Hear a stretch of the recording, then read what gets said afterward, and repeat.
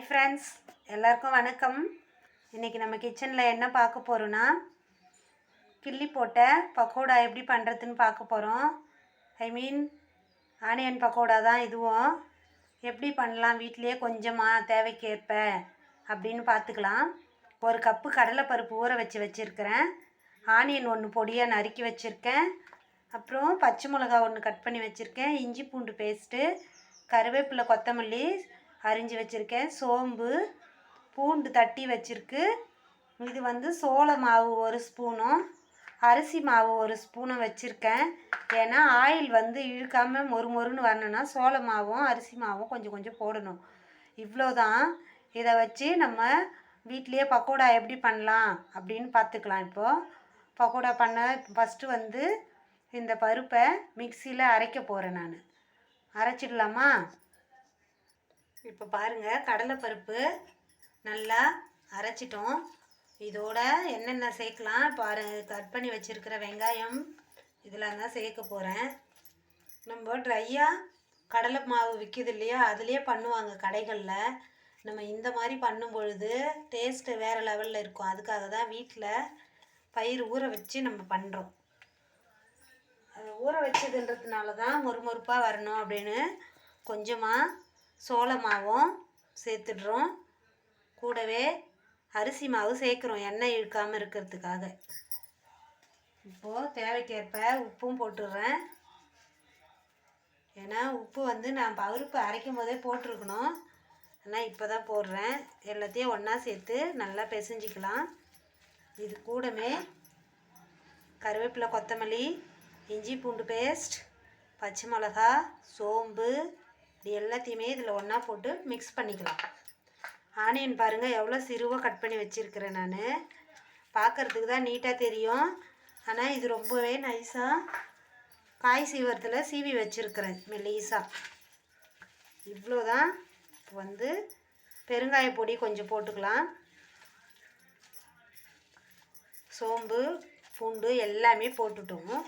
உப்பும் சேர்த்தாச்சு. உப்பு கரையிற அளவுக்கு நல்லா மிக்ஸ் பண்ணிக்கணும். இவ்வளோதான்.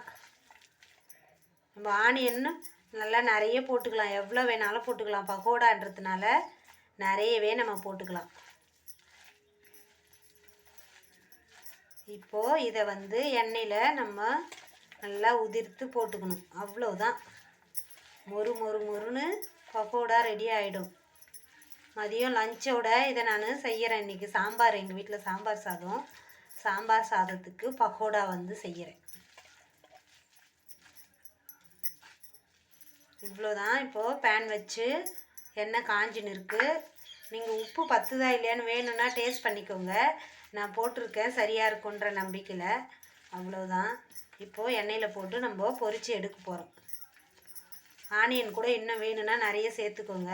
நான் மீடியமாக சேர்த்துருக்கேன். 3 பேருக்கு தேவையானது அந்த மாதிரி தான் சேர்த்துருக்கேன். இதுவே எங்கள் வீட்டில் மீந்து போயிடும்.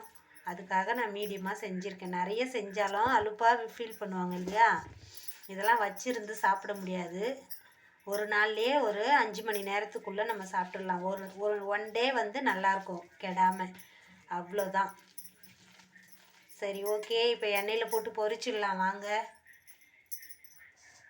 இப்போ எண்ணெய் சூடேறின்னு இருக்குது, அதுக்காக வெயிட் பண்ணுறோம். பக்கோடா மாவு ரெடி பண்ணிட்டேன். பேக்கரியிலலாம் பக்கோடா நம்ம ரேட்டு கொடுத்து வாங்கிட்டு வரோம் இல்லையா, அதுக்காக தான் வீட்லேயே கொஞ்சமாக பண்ணிக்கலாம் அப்படின்ட்டு நான் பண்ணேன். இந்த மாதிரி நீங்களும் பண்ணுவீங்கன்ற நம்பிக்கையில் என்னோடய வீடியோவில் இன்றைக்கி பக்கோடாவை போடுறேன். என்னோடய வீடியோவை பிடிச்சிருந்தால் லைக் பண்ணுங்கள், ஷேர் பண்ணுங்கள், கமெண்ட் பண்ணுங்கள். என்னோடய சேனலுக்கு எல்லோரும் சப்போர்ட் பண்ணுங்கள். எண்ணெய் காஞ்சிடுறதுனால நம்ம போட்டுடலாம். நல்லா போடும்பொழுது உதிர்த்து போடணும். பக்கோடானாவே பொடியாக தூவி விடணும்.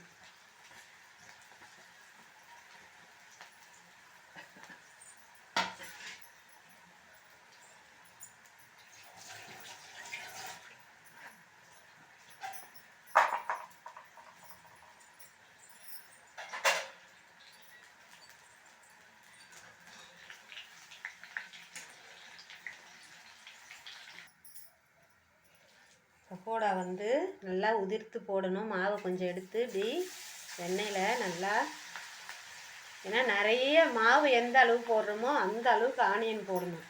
அப்போ தான் பேக்கரியில் கிடைக்கிற மாதிரி ஆனியன் பக்கோடா ரெடி ஆகும்.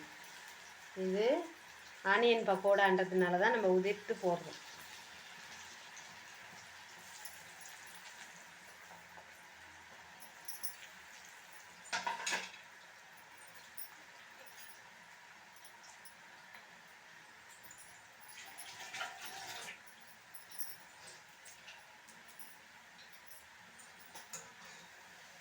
பாருங்கள் எவ்வளோ உதிர்ந்து வந்திருக்கு அழகாக. நல்லா செவக்க எடுக்கணும். மொறுன்னு இருக்கும். அப்போ தான் ஆயில் வழிக்காது. ஏன்னா ஆயில் வந்து நம்ம அரிசி மாவு போட்டுட்டோம்னா எண்ணெயே இருக்காது எப்போவுமே.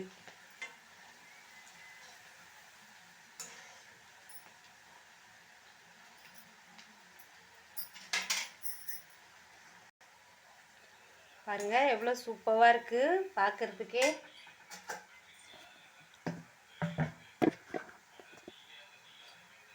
எண்ணெய் இல்லாமல் அழகாக எடுத்துடலாம். ரொம்ப தீய வேண்டாம். கடைகளில் ரொம்ப கலர்ஃபுல்லாக இருக்கும். அந்த அளவுக்கு கலர் போடலை. நம்ம எந்த கலருமே ஆட் பண்ணல. எல்லாமே நேச்சுரல் தான். சிவப்பாக எடுக்கிறோம், அவ்வளோதான்.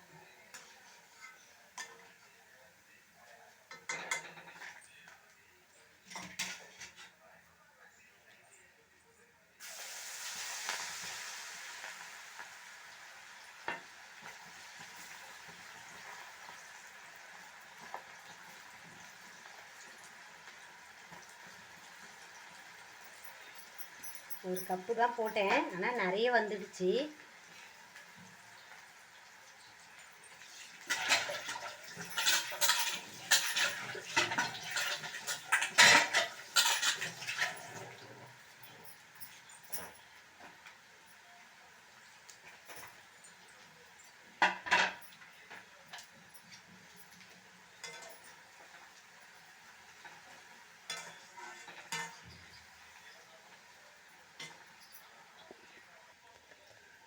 பாருங்கள் ஃப்ரெண்ட்ஸ், சுவையான சூடான பேக்கரி கடை ஆனியன் பக்கோடா ரெடி ஆகிடுச்சு. இதே மாதிரி நீங்களும் வீட்டில் பண்ணுங்கள். நான் சொன்ன மாதிரி எவ்வளோ சாஃப்டாக மொறுன்னு இருக்குது பாருங்கள்.